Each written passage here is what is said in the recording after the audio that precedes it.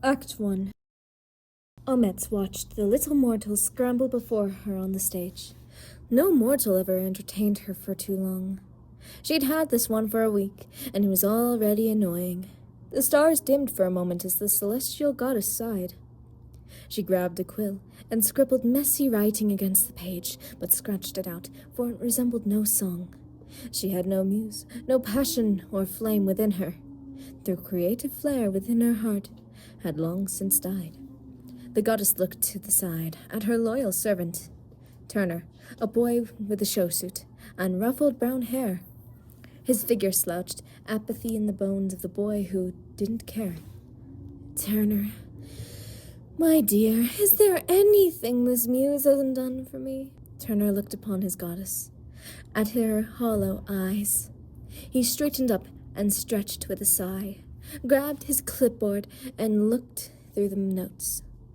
No, director, he's done it all. Find me a new one. A simple, dry command. The goddess turned her eyes back to the useless mortal muse. Any final words? Her voice was dripping with apathy. They would either beg to be spared and sent back to their family, or maybe they'd promise to be more entertaining if they were a stupider breed. And sometimes they'd get snippy. Rarely did they give genuine last words, but she still asked. Please, the mortal begged. Just send me back to my family. His neck snapped as celestial energy killed him. It's for the better. No matter how much he hasn't changed, the mortals will think he's far too different. They won't recognize his sameness. Rossi, her other servant, with bright pink eyes, looked at her master.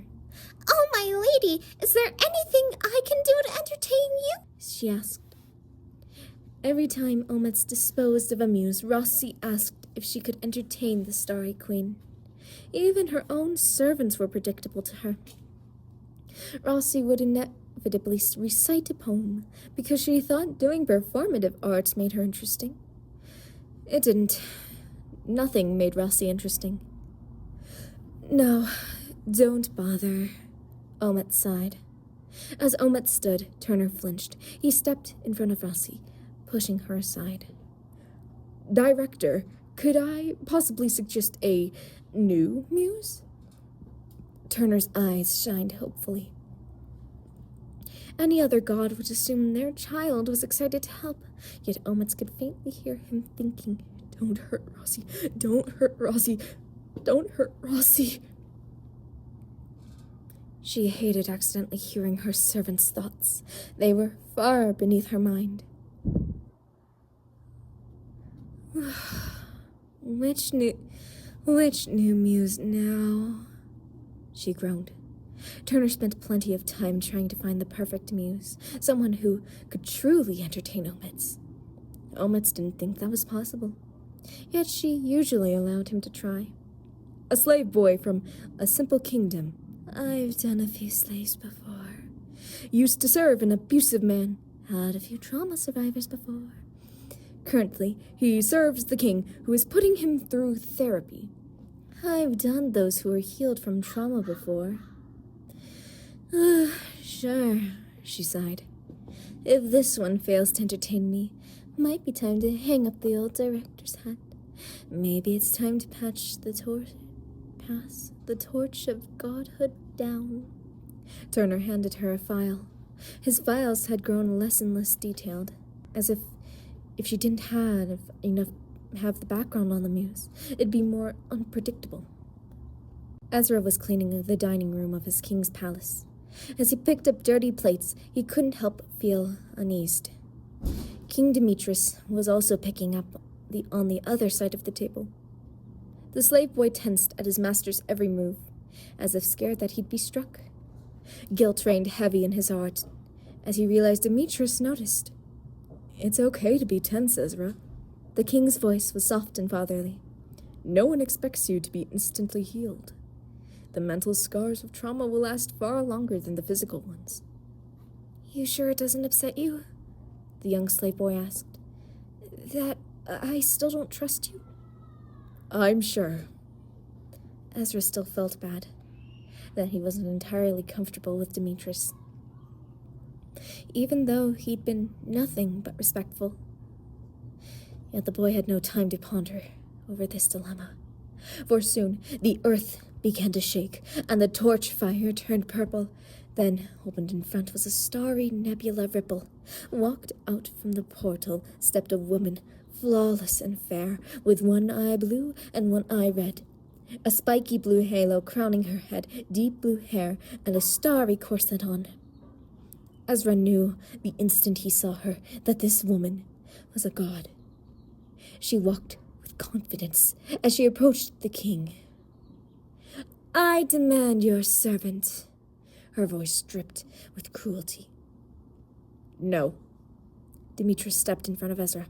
"I don't bargain with my people. This isn't a game of chess."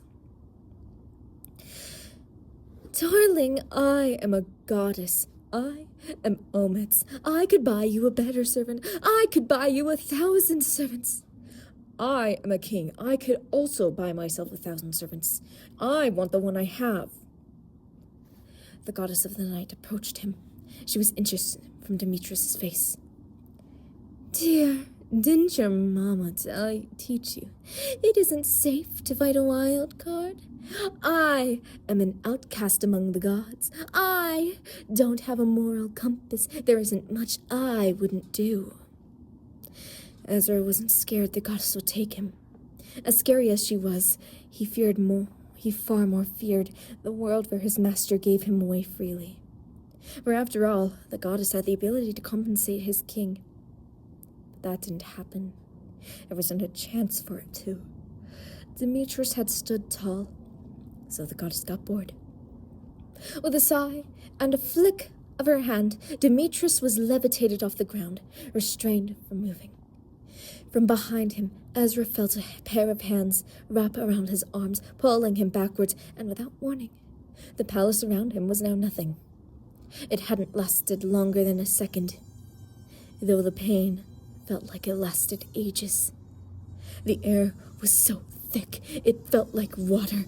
Breathe, breathe, breathe. But the more Ezra tried, the harder it was. Pressure engulfed him on all sides. His blood felt so hot, it was boiling, yet the air around him was so cold he shivered. As he looked around, all he saw was nothing. An endless abyss of stars and blue. It was so isolating to be in such a place.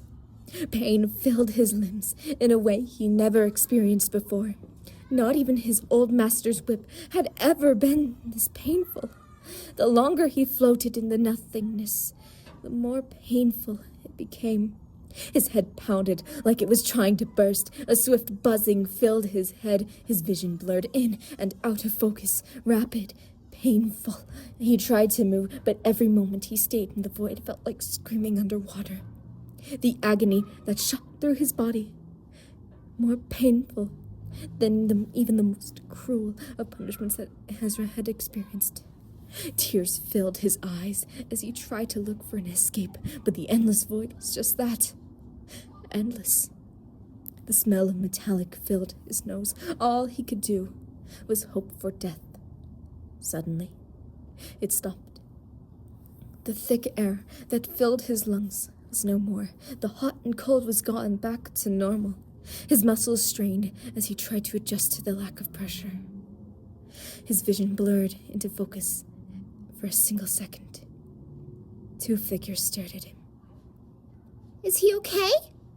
A feminine voice asked, though he couldn't hear the words. A drop of crimson fell from his nose, and then his vision blurred. His arms gave out. It all faded to black. Ezra had passed out. Rossi braided Ometz's hair. She left the 2 strands of dyed hair alone in the front of Ometz's face. She decided to wear one of her dresses today. Ometz liked making good impressions on the muses. Whether that impression was fear, romance, or indifference, she was focused on making that impression intentional. Today, she was going for fear. "Rossi, my love, could you go get the muse? I'll be meeting him in the dining room." Rossi blushed as she curtsied. Of course, my goddess. Omid sat at the table in her golden halls. The table was set. 2 glasses of the most expensive godly wine sat on either side. Candles and flowers that blossom in the night decorated her table. The roof was like a skylight to her void, every star shimmering on cue. She sighed as she stared at the perfect little plate. Any mortal would be thankful to have such fancy things. Some days she thought maybe life would be— No! She shook the thought from her head. She was better. She was above. No mortal deserved all this. She deserved to be a goddess. The muse walked in on perfect cue. Turner and Rossi ushered him to his seat. Across from her on the round table, he followed the script perfectly. Confused, amazed, rambling, fear. She could already tell this wasn't going to work. He sat down, trembling. All the same, all of them. She had lived this day 1,000,000 times.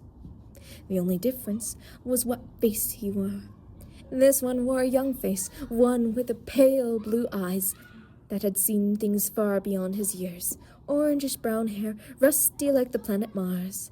He looked interesting at first glance, but Omets knew in the end he was like everyone else. Predictable. Boring. Useless. Time to start the performance. Omets handed him a paper menu. Why am I here? It says with a trembling voice. The normal opening to these. Bad start. You are here because I'm bored. But let's skip the small talk. I'm Omets, god of night and theater. So tell me, little mortal, what makes you unique or interesting? Why should I care about you? I'm not. Why do you do this? He asked. Because I crave entertainment. Could you at least pretend to be interesting? Bored. So bored. Now for the hate. This was the moment when no mortals would hate her. Where they'd yell slurs, or demand to return home, or call her a cold, heartless monster. So you're lonely. That wasn't in the script. Omets looked at him, stared into his eyes. How? How what? How did you break the script? Mortals are all the same. They beg, or they cry, or they scream hate, but never do they observe. They are far too stupid for that. Not all mortals are alike. You haven't met enough of us if you think that. Yes, they are. Every single one. Would you rather I beg or hate you? No, it's not about that. It's about individuality. Mortals don't have that. They are one and the same. So I'll ask you again, little muse. How did you do that and break the script? The mortal stood silent, for he didn't know. Of course he wasn't. After all, he was just a man. This mortal. Oh, this is gonna be fun. After that, she watched him close. Every reaction, every movement, every word. The starry goddess tried every trick she knew. Sometimes the muse was on script, but sometimes he was his own. No matter how dull the words, they were different. Omets's palace was big and had a confusing outline, so Ezra never went anywhere new without someone to guide him out. The corridors sometimes decided to change. The only constant was the roof. It faded away into the void he was once in. He refrained from looking at it. That suffocating feeling, he remembered it all too well, and looking at the roof was a harsh reminder. Still, Omets's palace was confusing. He knew how to get to a sum total of 4 places: his room, the dining hall, the kitchen, and the stage. Behind the stage was a small room. There was a closet that could make any outfit appear, but only for Rossi. When Ezra tried it, it was empty. There was an elegant carpet, and a few couches. A giant vanity with makeup sat on one of the walls. Ezra found himself visiting the backstage a lot.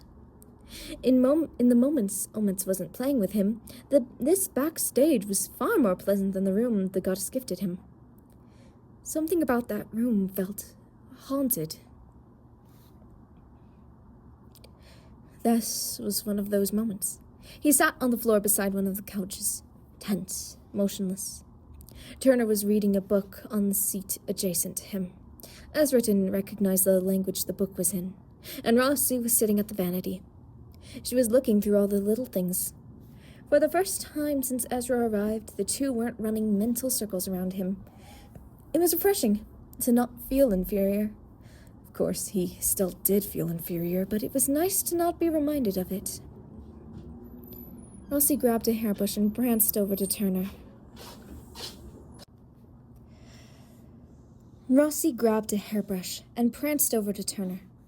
Ezra was snapped out of the disassociation when she spoke. Can you brush my hair, Not now. I can, Ezra offered, extending a hand to the brush. Rossi squealed with excitement. She shoved the brush in his hand and sat in front of him. Turner side-eyed Ezra. Not part of the script, he muttered. Ezra grabbed Rossi's hair and sectioned off a chunk.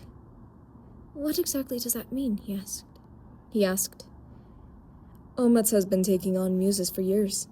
She knows mortals inside and out.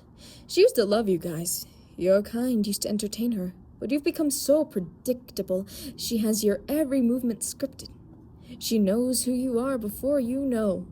But something about you is different. How? I didn't think I acted any differently. Don't delude yourself. You aren't world-breakingly special. You're just off. Ever so slightly weird. Still, I think it'll be good for the director. Ezra continued to brush Rossi's hair. She reminded him of his master's daughter. She loved when he braid her hair. Hey, Turner, can I ask some questions? Turner didn't look up from his book. He simply gestured for him to ask away. What was that void? Nocturnus Abyssus. It's where Omets runs the nighttime. Mortals can't stay in it long without dying. I was in it for hours, though? You were in it for a second. It felt like hours because your puny mortal mind can't handle such pain. If she runs the void in it, then how does it work? Merely by existing in it. And if you are about to ask if it works with anyone, no. And if you are about to ask if I can explain it, can't help you. I don't understand how it works any more than you. Who are you two? What are you? We are servants of Omets. Rossi is the servant of playwrights. I am servant of night. Most mortals choose to refer to us as twins. I'd say we aren't because we weren't born. We aren't exactly her children, though. Omets did make us. Why did she fall? Ezra had started braiding Rossi's hair. If you value your life, you'll never ask me that again. Ezra nodded and went silent. As he continued braiding, he noticed things.